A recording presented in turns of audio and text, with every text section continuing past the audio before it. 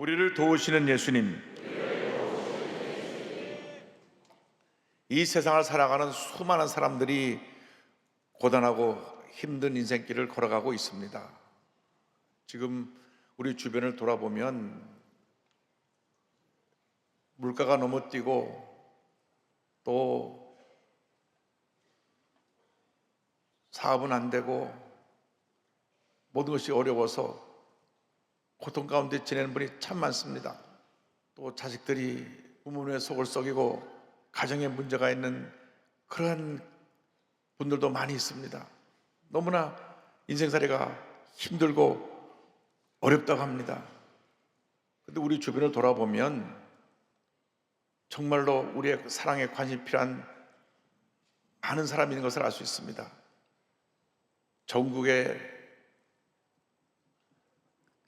아동복지시설에 살고 있는 아이들이 약 11,000명이 되는데, 그보다도 놀라운 것은 매년 약 4,000명의 아이들이 부모의 품을 떠나서 이런 보육원 시설 등으로 보내진다고 하는 것입니다.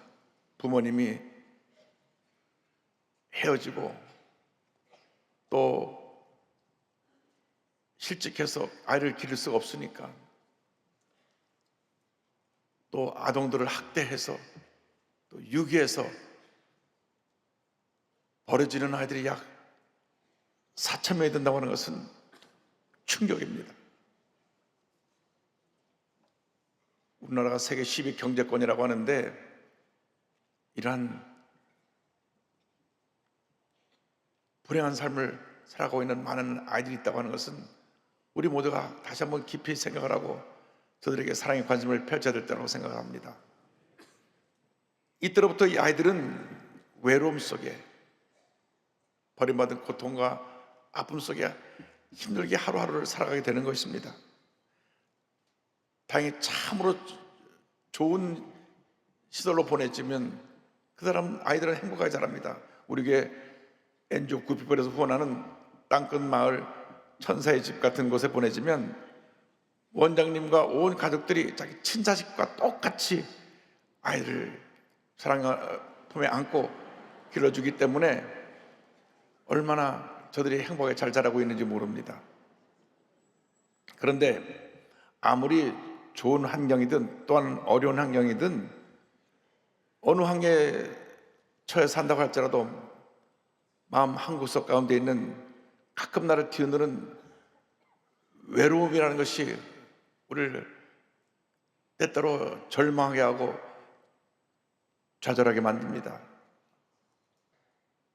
하나님의 품을 떠나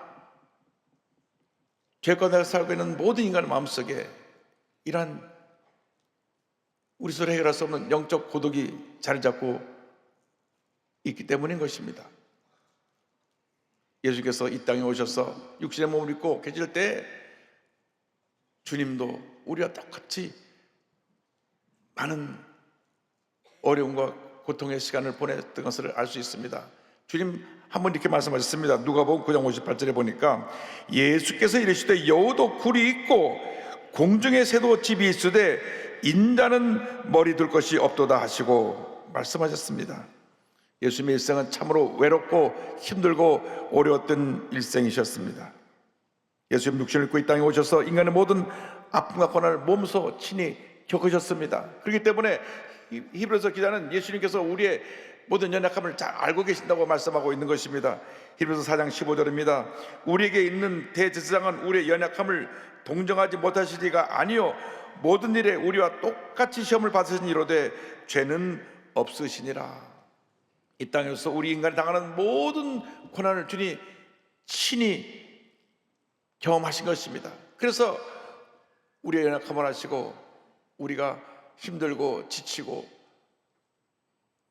고통과 절망 가운데 있을 때 우리를 붙들어주시고 우리를 도와주시는 것입니다. 우리에게 오신 예수님은 우리를 도우시는 예수님이십니다. 예수께서 이 땅에 오셔서 고통 중에 있는 자들의 친구가 되어 주셨고 그들의 상처를 치료해 주셨습니다. 예수님은 우리가 당할 모든 고난을 미리 다 경험하셨기 때문에 우리의 모든 고통을 알고 계십니다.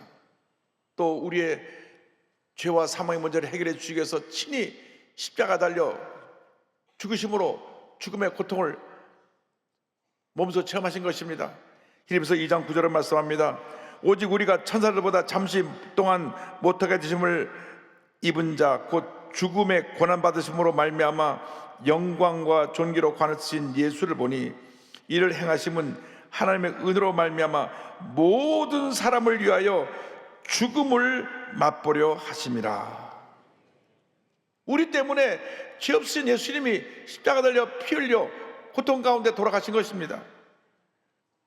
아무 죄도 없으신 예수님이 우리의 죄와 허물 때문에 채찍에 맞으시고 온몸이 상하셨습니다. 예수님 이 땅에 오시던 700년 전에 이사야 선자가 이와 같이 예언합니다. 이사야 53장 5절입니다. 그가 찔림은 우리의 허물 때문이요 그가 상함은 우리의 죄악 때문이라. 그가 징계를 받음으로 우리는 평안을 누리고 그가 채찍에 맞음으로 우리는 나음을 받았도다. 우리의 허물 때문에 가시의 창에 주님이 찔리셨습니다. 우리의 죄악 때문에 그 몸이 상하셨습니다. 예수님이 채찍에 맞으심으로 우리는 모든 병에서 노예남을 받게 된 것입니다. 이 같은 놀라운 은혜에 대해서 우리는 감사하고 또 감사하고 감사해야 되는 것입니다. 예수님 우리를 모든 절망에서 건져주시고 시험 환난 가운데 고통당하는 우리를 도와주시며 믿음으로 승리하게 만들어 주십니다. 히브리서 2장 14절은 말씀합니다. 그가 시험을 받아 고난을 당하셨은즉 시험 받는 자들을 능히 도우실 수 있느니라. 예수님은 우리 주님을 전적으로 믿고 의지하는 자들을 도우시고 모든 어려움을 이기게 만들어 주십니다. 우리를 위해 간구하시는 주님이신 것입니다. 히브리서 10장 25절입니다. 그러므로 자기를 힘입어 하나님께 나아가는 자들을 온전히 구원할 수 있으니 이는 그가 항상 살아계셔서 그들을 위하여 간구하심이라. 지금도 예수님을 위해서 간구하시며 우리의 모든 슬픔을 헤아리시고 절망에서 건져주시고 삶의 순간순간 인생의 고비고비 어려울 때마다 우리를 도우시고 붙들어 주시는 것입니다. 무엇보다도 주님은 우리를 긍휼히 여기십니다. 불쌍히 여기십니다. 긍휼을 베푸시는 예수님에 대해서 히브리서 4장 15절은 이렇게 말씀합니다. 우리에게 있는 대제사장은 우리의 연약함을 동정하지 못하시리가 아니요 모든 일에 우리와 똑같이 시험을 받으신 이로되 죄는 없으시니라.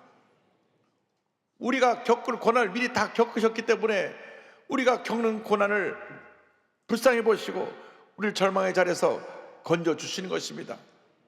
성경을 보면 예수께서 이 땅에 오셔서 그 공생의 사역을 하시는 가운데 3번 눈물을 흘리셨습니다. 한 번은 한 개인의 죽음 앞에서 눈물을 흘리셨고 또 한 번은 심판받고 멸망받을 예루살렘 성과 이스라엘 백성을 생각하며 눈물을 흘리셨고 셋째로는 온 인류의 구원을 위해서 눈물을 흘리셨던 것을 알 수가 있습니다. 늘 예수님을 사랑하고 예수님을 기쁨으로 섬겼던 베다네 마을에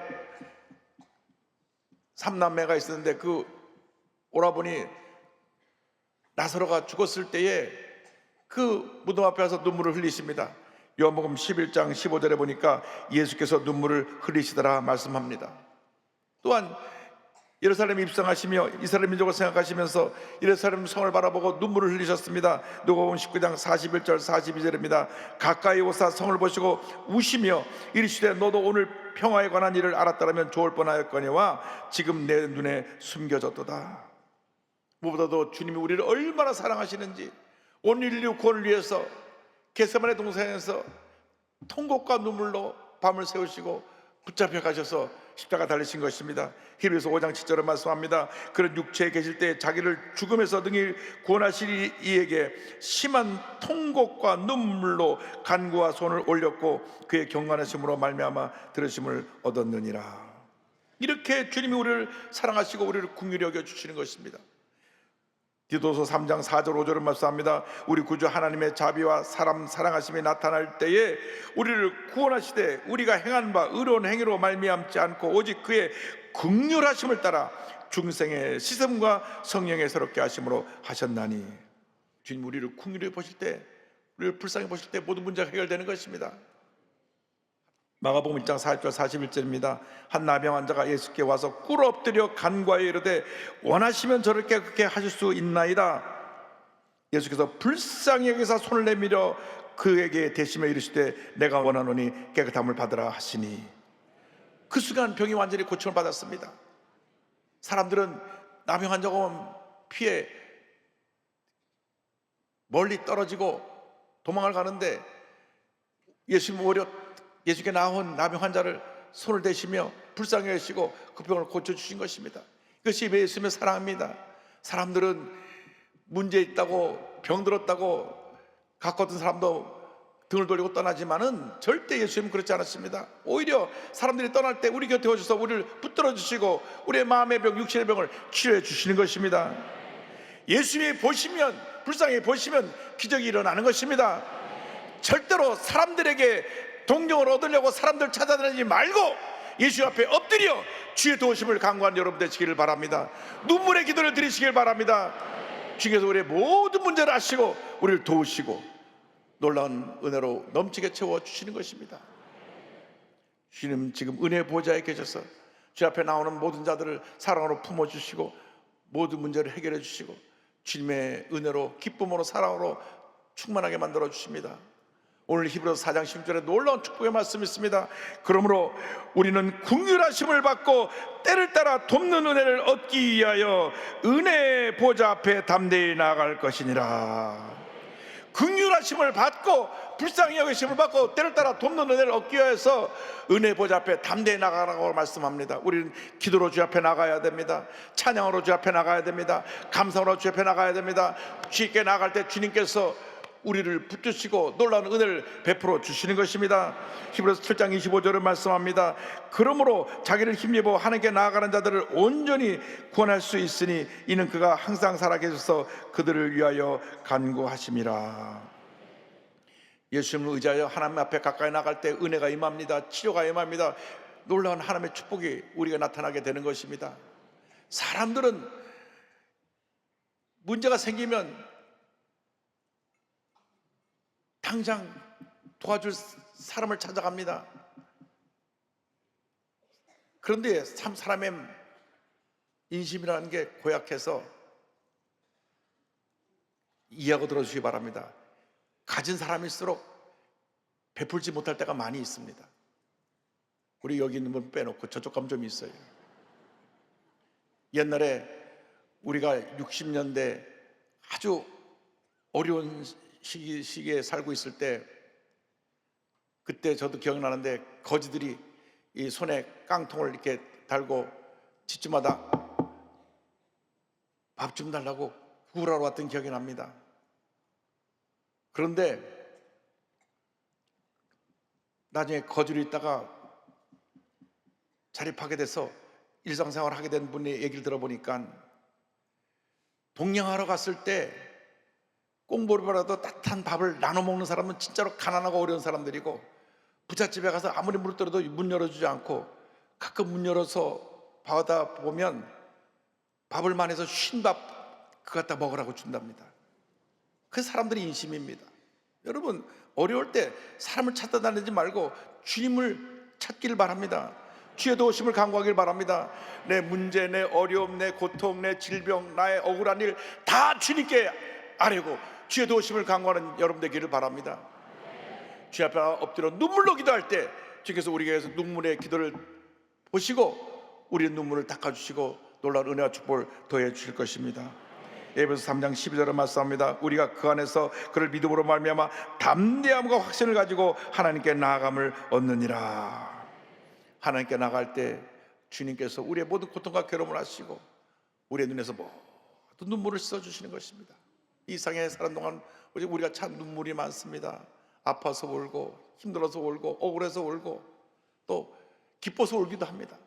눈물이라는 것은 이 땅에 사는 동안 우리의 삶의 한 부분이 되었습니다. 그런데 천국을 가면 더 이상 눈물을 흘리지 않습니다. 계속 7장 10절 보니까 성경은 말씀합니다. 이는 보좌 가운데 계신 어린 양이 그들의 목자가 되사 생명수 샘으로 인도하시고 하나님께서 그들의 눈에서 모든 눈물을 씻어주실 것임이라. 할렐루야. 우린 더 이상 눈물을 흘리지 않을 것입니다. 주님 우리 얼마나 사랑하시는지, 우리 주님의 은혜 그것 외에는 우리가 더 이상 바랄 것이 없는 것입니다. 여러분, 주님을 사랑하고 믿고 의지하고 나가는 여러분 모두가 되기를 바랍니다. 어저께는 우리 원로장님 부인 되신 사모님께서 고관절 수술 받으시고 꼼짝 못 하시는데 목사님 꼭 한번 와서 기도했으면 좋겠습니다. 그 병원에 갔더니만 그저건 목사님 앞도 잘 보이지 않고 내가 이거 고관절 수술 받았는데 너무 힘들고 어려워서 있는데 목사님 말씀 너무나 감사하다고 눈물을 흘리시더라고요. 제가 모습을 뵈니까 주님 빨리 이 고관절 시술에 치료해 주시고 눈도 보이게 해주셔서 일어나 걷고 보고 와서 마음껏 예배드릴 수 있도록 주님 은혜를 주시옵소서. 여러분, 예배 드리는 것 자체가 축복입니다. 은혜입니다. 여러분, 예배 드리고 싶어도 못 드리고 교회 나가고 싶어도 못 나오는 분들이 얼마나 마음이 안타깝겠습니까? 그들을 우리가 주님의 사랑으로 품어줘야 되는 것입니다. 주 앞에 나갈 때 주님의 은혜가 임합니다.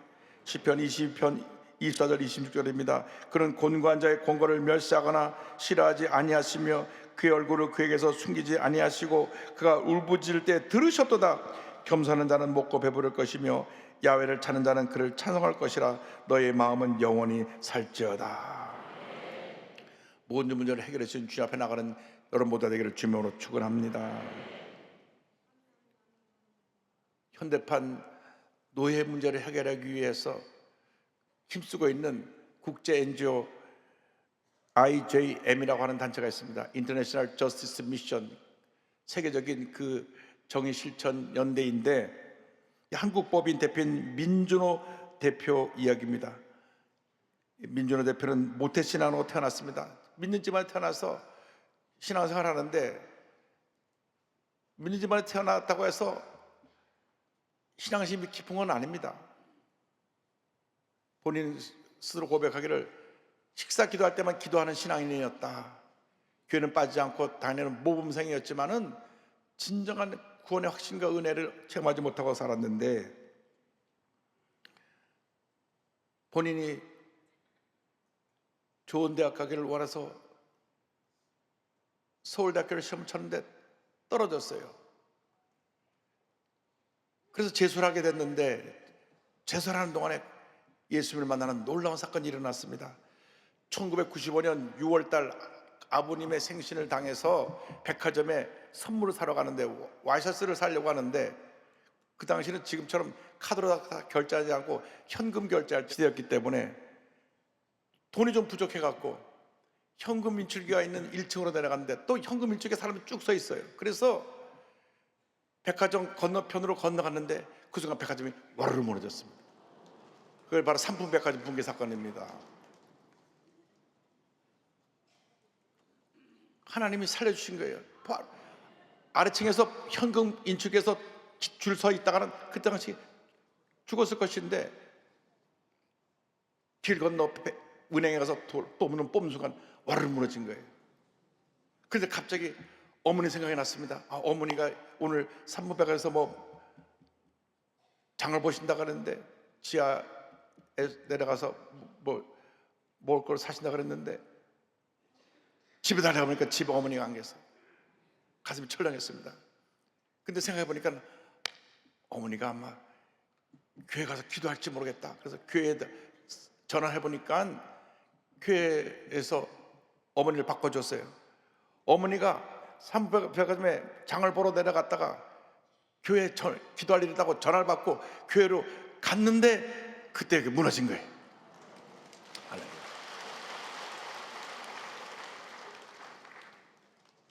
그때 본인이 정말 평소 기도하지 않다가 어머니를 살려만 주시면 하나님께서 하시는 대로 살겠습니다 고백을 했는데 어머니가 기도하고 계셨어요. 그래서 안도하고 백화점에 돌아서 사람들 그 무너진 곳에서 사람들 돕고 있는데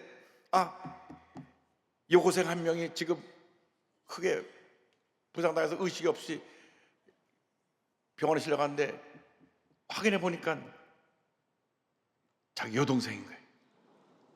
하필은 또 그날따라 다 그 삼분백화점으로 몰려갔는지, 그래갖고 동생이 있는 병원으로 뛰어가면서 다시 한번 또 기도합니다. 여동생만 살려주시면 하나님께서 하라시는 대로 살겠습니다. 다행히 하나님께서 몇 차례 수를 거쳐서 동생이 회복될 수 있었습니다. 그때 그런 깨달았습니다. 건물은 인생과도 같구나.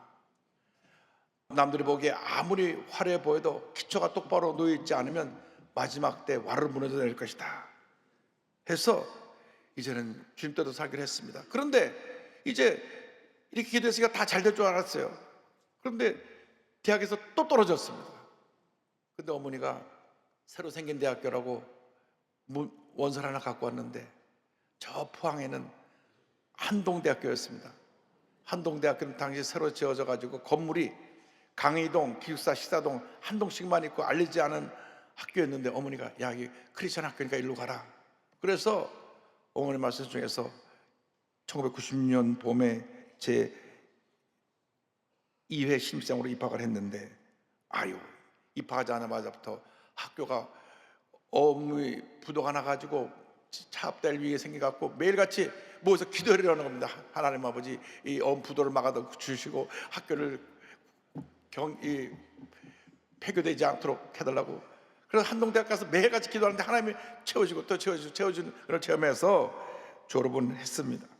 그런데 동생이 이렇게 말했습니다. 오빠, 삼분백화점 사건 이후에 삶은 덤으로 사는 거야. 그러니까 하나님 원하는 대로 가야 해 하고 중동으로 선교사로 떠났습니다. 본인은 외국계 NGO에서 10년 동안 일하다가 이 IJM을 알게 됐습니다. 이 IJM, 이 NGO는 전 세계에서 이렇게 노예로 팔려가서, 인신매매로 팔려가서 노동현장에서 일하고 있는 사람들, 인신매매, 성폭력에 피해를 입은 사람들을 구출해내고 그들을 붙잡아가지고 그 매매하고 한 그 나쁜 범죄자들을 고발해가지고 재판, 사법 체제에 세워서 재판에서 그들을 벌받게 하는 그런 단체입니다. 지금 IJM 한국법인의 대표가 돼가지고 지금 이렇게 전 세상에서 팔려서 인간 이하의 삶을 살고 있는 불쌍한 사람들 구원해내기 위해서 노력을 하는데, 2030년까지 전 세계 약 5억 명을 구원해내는 게 그들의 목표라고 합니다. 미주현 대표가 이렇게 고백합니다. 우리 계획, 생각대로 되지 않은 일들이 많으나 하나님께서 우리에게 가장 선한 것을 주시기로 작정하셨고 가장 선한 것을 주시는 분이십니다. 때로 우리의 기도가 응답되지 않아 원망하고 낙심이 될 때도 있습니다. 그때 우리에게 가장 선한 것을 주시겠다는 하나님의 약속을 믿읍시다. 나의 시간의 열매를 보지 못하게 될지라도 반드시 성취될 그 약속을 믿고 나아갑시다. 우리가 서 있는 자리에서 예수님을 전적으로 신뢰하면서 걸어갈 수 있게 되기를 소망합니다. 이것을 믿고 기도하는 우리들이 되기를 소망합니다. 할렐루야. 예수님만 믿고 어장하는 여러분 모두 되기를 바랍니다. 우리 모든 고통과 아픔을 보시고 우리를 불쌍히 보시는 주님 앞에 나가는 여러분 되기를 바랍니다. 예수님을 꼭 붙잡고 주님과 믿음으로 동행해 나가는 여러분 모두 되시기를 주님의 이름으로 축원합니다. 축원합니다. 축원합니다.